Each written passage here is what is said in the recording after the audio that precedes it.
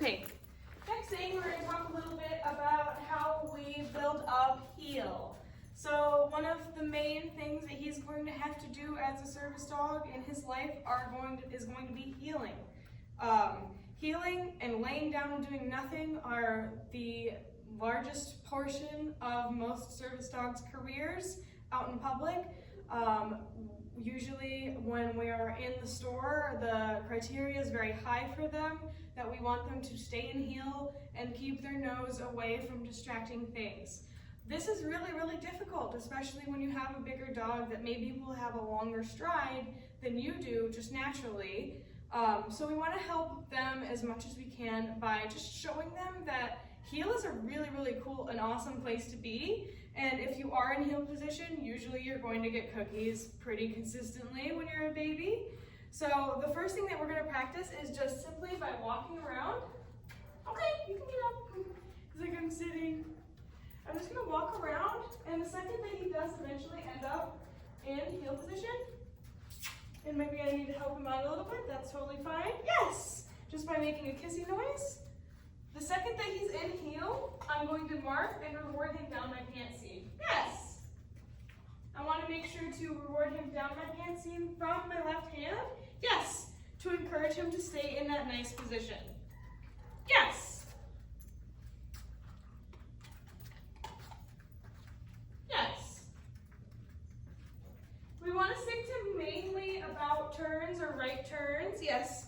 As much as possible with puppies, just because turning in is very difficult. It takes quite a lot of rear end awareness. So for now, yes, to just build the value of being in heel, we want to stick to mainly just about turns and walking in straight lines. Yes. So we can practice this like in our living room, out in our front yard, in our backyard. When we do eventually actually go out into public, we want to practice this as much as we can. Anytime your dog does choose to engage with you and heel with you, pay that heavily right now. The more you pay that now, the more that's going to be there in the future. And the less work that you're going to have to do to keep them in heel position as they're adolescents and having maybe a little bit of a hard time ignoring their environment. So that's choose to heel. I would recommend that you do that as often as you possibly can. That's a really good exercise. And honestly, anytime you're out and about, even just on a walk, I would always have treats on you so you can reinforce him anytime he does choose to be in heel position. Another thing that we practice too is just luring him into heel position so that he can practice learning how to get there from the front of you. So we can practice that by simply putting the treat to his nose, luring him back with our foot. Yes. And then marking and rewarding when he's in heel position. Okay. I want to give him a couple treats before I then release him so he knows that it is actually a position and not just, yes. He can't just leave right away. Okay. Or he shouldn't anyway. But I want to show him that it's cool to just stay there also. So again, this is the beginning step. I'm luring him back with my foot. Yes.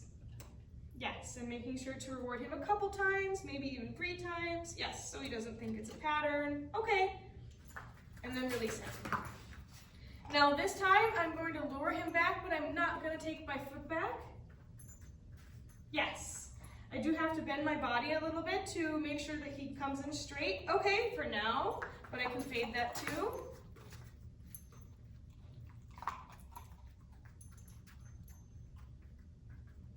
So if he does disengage with the lure, yes, you can just show it to him again.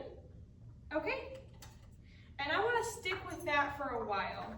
I would move on to just a regular hand signal with time, but for now, there is no shame in just sticking to the lure while he's a puppy so that he gets to learn this behavior nice and strong.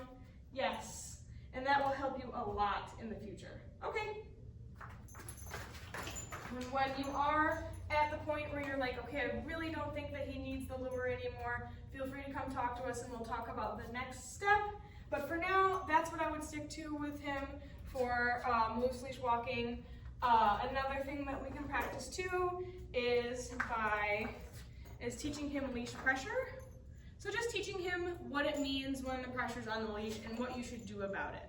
So I'm gonna grab the leash about 6 inches away from where his collar, it clips to his collar, and I am going to put the lightest amount of pressure on parallel to the ground. Yes, and the second that he even moves his feet, I'm going to take the pressure off and mark and reward him. I'm going to also reward him in the direction that the pressure was. And at no point am I going to put more pressure on. I'm going to leave the same feather light pressure on the entire time. However, if he does need help, I can simply just start turning my body and maybe even making kissing noises. Yes, this is a difficult concept for a lot of dogs, especially dogs that are strong. It can be super, super helpful as they get older for them to know, hey, leash pressure is just a cue to move into it. That way they don't just start pulling and not stop. Yes, not stop pulling. As much as possible, I want to avoid talking to him. Yes. And helping him with my words, and I want to help him with my body, yes, whenever I can, if I have to. If I don't have to help him at all, I don't want to. Yes, and eventually you'll have it like this, where you can start having him follow the leash pressure. And if he does sit, I'm not putting any more pressure on, and it's very light what I do have on. If he doesn't move, I will move my body. And I'm making sure not to put the pressure upwards or downwards so that he doesn't, yes, think he needs to come up or lay down. And that's leash pressure. So I don't want to practice that one super, super often just because it can be a little bit stressful for them if they're not catching on very quickly. But I do want to reinforce in real life when he does give into that leash pressure, if he ever is to start pulling, heavily reward him for that if he's giving to that pressure.